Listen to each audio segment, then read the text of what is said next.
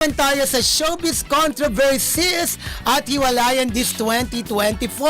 Ito na mga classmates, celebrity couple Bea Alonzo and Dominic Roque split ito noong February 6 na sa isang late afternoon talk ay inanunsyang sina Bea and Dominic nag-decide to call off their engagement. Samantala, noong June, sa isang interview noon kay Bea ay sinabi nitong, actually, that's false, hindi ako ang nakipag-break. Sinundan din naman niya ng, let's leave it in the past. Okay naman kami. Yes, si Mariel Rodriguez naman po and her gluted lips kritisismo ang inabot ng may bahay ni Senator Robin Hood Padilla na si Mariel dahil po nung Pebrero ay nagpost ito ng larawan niya habang nagsasagawa ng IV drip sa Senate office ng kanyang mister noon. At syempre po si Eva Darren po naging malaking issue rin nung siya po ay nag-guest sa PAMAS dahil po sa pagbabaliwala di umano sa kanya sa ginanap na 72nd Filipino Academy of Music Arts and Sciences o PAMAS Awards ceremony noong May 26. Hindi kasi nakatungtong ng isang aktres nang inimbitahan para maging presentor. Ayon sa pamilya ni Eva ay nabastusan sila dahil napaya ang aktres sa event. Matapos nito ay naglabas ng statement ang PAMAS sa umano'y pag-snub sa aktres. Yun nga. Alam mo talaga pinag-usapan si Tita Eva Darren, At no? syempre, isa pang pinag-usapan si Jude Bacalso, Jude diba? Bacalso. Yes. Ito ang issue noong July na inakusahan ng pamamahiya. Ayan, inakusahan ng pamamahiya. Yan yung sa Bading, di Sa ba? Bading, Natilawag correct. siyang sir. Oo, umano ng former TV personality and host na si Jude Bacalso, ang isang 24 anyos na waiter na hindi pinangalanan na nagtatrabaho sa Cebu kung saan dito niya tinawag na Sir si Jude.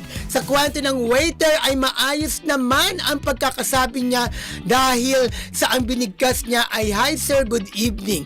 Inayawan ni Jude ang sir at mas gusto raw niya umanong matawag na ma'am at umano'y pinatayo ng matagal ang waiter ni Jude. Oh. Yes, ito naman po si Sando Mulak. Ito ang rape case against his perpetrators noong August 19 na magsampa ng kasong rape sa DOJ ang GMA Network at si Sando Mulak na isang former superstar na anak ni Nino laban sa network independent contractors.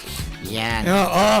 Siyempre, si Ken Chan sa matinding kasong syndicated estafa na pag-usapan ang alleged investment deal noong 2022 at 2023. Naghain ng reklamo ang umano'y biktima ni Ken. Unang naghain ng kapulisan ng warrant of arrest noong September ng 2024, ngunit bigo ito. Second attempt ng paghahain ng warrant of arrest noong November 8, pero bigo pa rin ang otoridad dahil wala sa bahay ang aktor at hindi alam kung nasaan ito. Ayan, di ba? Ang isa pa talagang mga naging controversial yan. Oo. At bukod dyan sa mga binanggit natin, marami pa rin Marami naging pa, issue. correct. Kaya kukulaan ng oras natin kung iisa-isa Oo. nating classmates. So itong kay Ken Chan, so 'di ba nagbigay ng statement si Ken Chan Yup, na sabi niya haharapin niya ito at may mga pruweba siya na hindi siya nanloko, etc. etc. Pero bakit ang tanong Until ngayon, now. BFF, bakit ngayon hindi pa rin lumalabas si Ken Chan? Yeah, pero yun nga, sana, di ba, one of these days ay makita natin si Kencha na nasa Pinas talaga, harapin niya yung mga kaso, yung syndicated estafa na isinampa sa kanya, di ba? Talagang naging controversial tong si Kencha, di ba? Kasi 2 beses nang naghain ng warrant of arrest, pero wala sa bahay. Alam mo, mahal natin si Ken Chan, Oo. kaibigan natin yan. Sana Maayos, diba? at talagang sabi niya haharapin niya dapat itong problema at itong kinasungkutan niya. Yep. Kaya ni Kenchan, basta ka ipakita mo lang talaga na malinis ang konsensya mo, na wala kang nilokong tao. Harapin mo rin yung kaso niya para matapos sa Kenchan. At pagdarasal namin dahil nga malapit yan sa atin, di ba?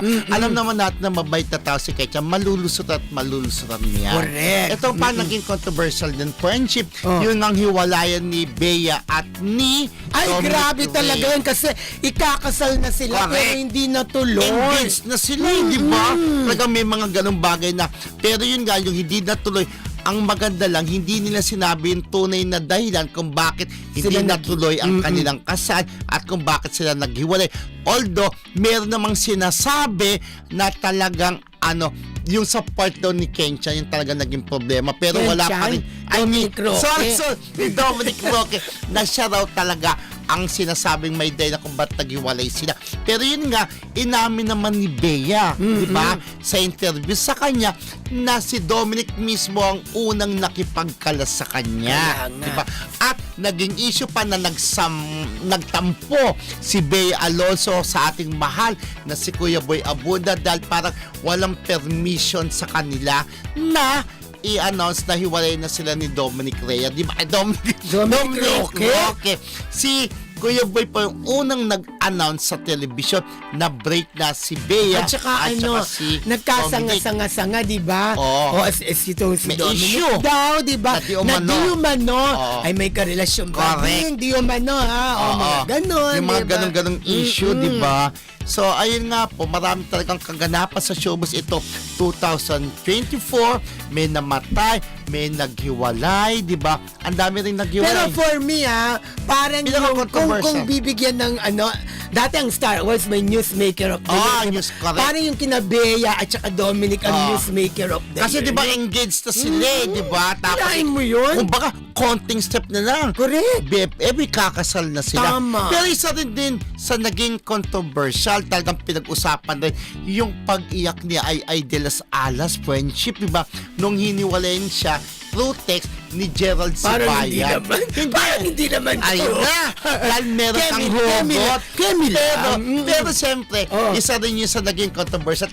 Actually, ang sakit nun kay naawa Ai. ko kay Ai talaga, Oo. di ba? After all, the loving, the caring, correct. etc., di ba?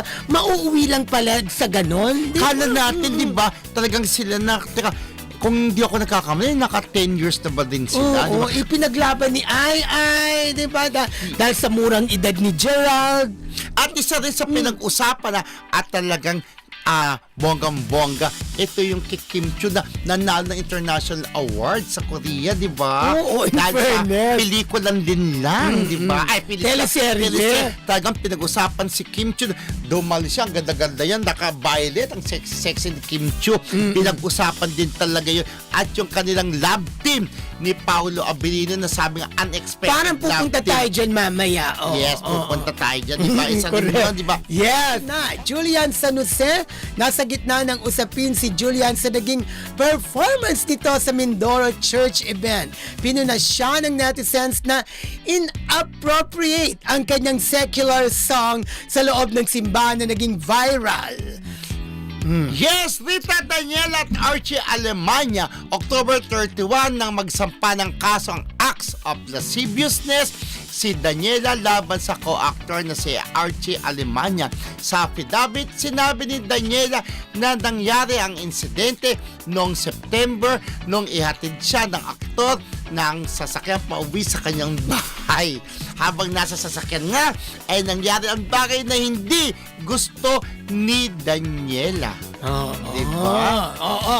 Eto pa, naiglaman ng balita ng makulong. Inaresto ang aktres ng operatiba ng SPD habang nasa isang convention sa Pasay City noong November 23 dahil sa umano'y paglabag sa Securities Regulation Code. Estapa at syndicated stapa, maugong ang balita lalo't pat ayon sa Southern Police District ay kabilang umano sa top 10 most wanted persons dahil umano sa dami ng count, sa laki ng piyansa at bigat ng kaso na isinampa sa aktres. Yes, sino pa may kita na dawit din sa kontrobersiya?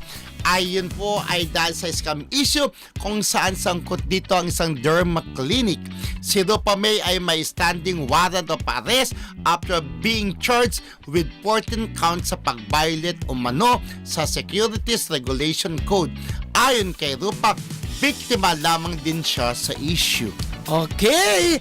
Samantala, ilan pa sa iwalayan ang Rupa May Quinto at non-showbiz partner. Inaayos na raw ang annulment. Rico Blanco at Maris Racal, inamin ni Maris na iba ang sinabi niyang rason ng breakup noong una. Ang Anthony Jennings at Jamela dahil sa cheating issue, sabit dito si Maris at Sue Ramirez at Javi Benitez split. Oh, Ayan, ang dami, diba? no? Ang dami Yes, nangyari. isang hiwalayan din ng kina Maris Racal at Anthony Jennings ay de las Alas at Gerald Sibayan, Richard Gutierrez at Sara Labati, Jan Estrada at Priscilla Meireles, Catriona Gray at Sam Milby. Issue rin naman ang hindi umano napansin ang performance ni Eugene Domingo sa MMFF awarding event at napasama pa siya sa mga di umano'y yumaong artista. Oh. Yes, diba? Dami talaga rin Ang dami naging nangyari. issue. Oh.